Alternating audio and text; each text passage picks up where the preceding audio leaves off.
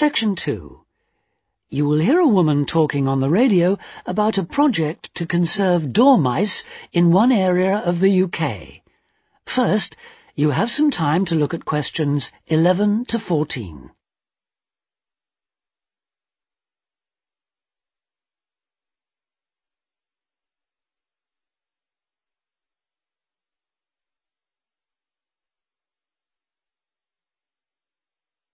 Now listen carefully and answer questions 11 to 14.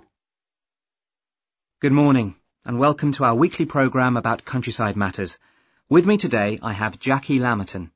Jackie works for the nature organisation Action for Wildlife and she's appealing for volunteers for a project she's organising. So if you think you might be willing to help, please listen carefully. Jackie. Thank you. Yes, as you've just heard, I represent a charity called Action for Wildlife, which works to protect plants and animals. And I'm here today to talk about a project to save a type of mouse known as a dormouse. We can still find the dormouse in this area, but in the last few decades, the number of dormice has seriously declined, not just in this country but across the world. There are several reasons for this: loss of habitat, climate change, competition for food. And this area of the UK is now regarded as one of the last strongholds. So naturally, we want to help the creature to survive here as much as we can. The aim of the first stage of our project is simply to identify specific locations where dormice are still to be found and estimate the number we have here. So I'll just tell you a little bit about the creature in case you don't already know.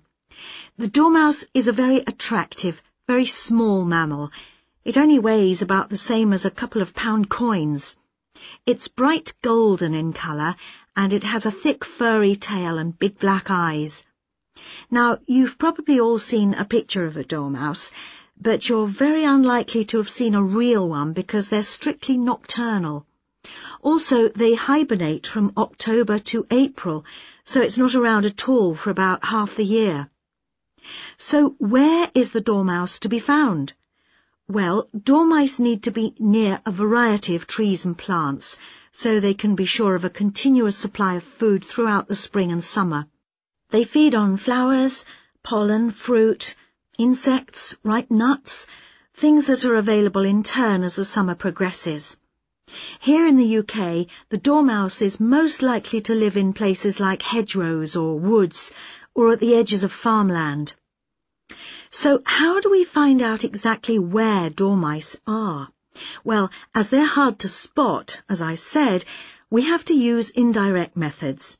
Instead of trying to see dormice themselves, we look for evidence of dormouse activity. Dormice eat hazelnuts, so we'll be looking for the shells that dormice have opened to get at the nut inside. A lot of wildlife species eat hazelnuts. It's not just dormice. But it's usually possible to tell which particular animal has opened a nut by looking at the marks on the shells. So now, for those of you who would like to help us carry out this survey, let me tell you exactly what to do.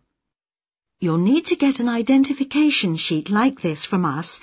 Then you should spend time looking for hazelnut shells in the bottom of hedgerows or on the ground in woodlands. Before you hear the rest of the talk, you have some time to look at questions 15 to 20.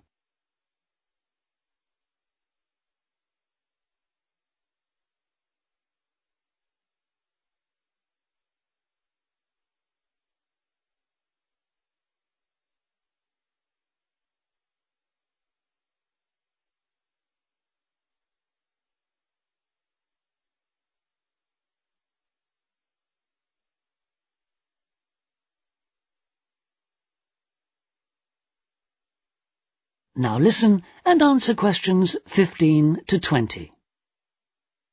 If you find one, use the identification sheet to try and establish what kind of creature has opened it. You'll see from the pictures on the sheet that different creatures do it in different ways. For example, you'll see that insects make a small hole in the shell, less than 2 millimeters across. Then there's another type of mouse called a wood mouse. Wood mice make a hole in the shell too, but they leave parallel tooth marks on the inner rim of the shell, as well as rough scratches on the surface. Thirdly, there are little mammals called voles. These creatures don't leave any marks on the surface, but they leave tooth marks on the inner rim of the hole. And these marks are neat and parallel, so they're fairly easy to identify. Then there are squirrels and birds. They both open the nuts, leaving half shells that have got jagged edges. And finally, we have our dormice.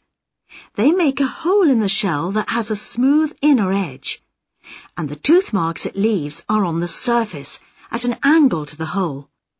And these are the ones we're looking for, of course. Firstly, if you do find any nuts which you think have been opened by dormice, you need to record their location as precisely as possible. You can use the grid references on a map, or you can sketch your own map, but if you do, be sure to include landmarks or road names. It's very important that we know exactly where the shells came from. Then put the nut shells in a small container.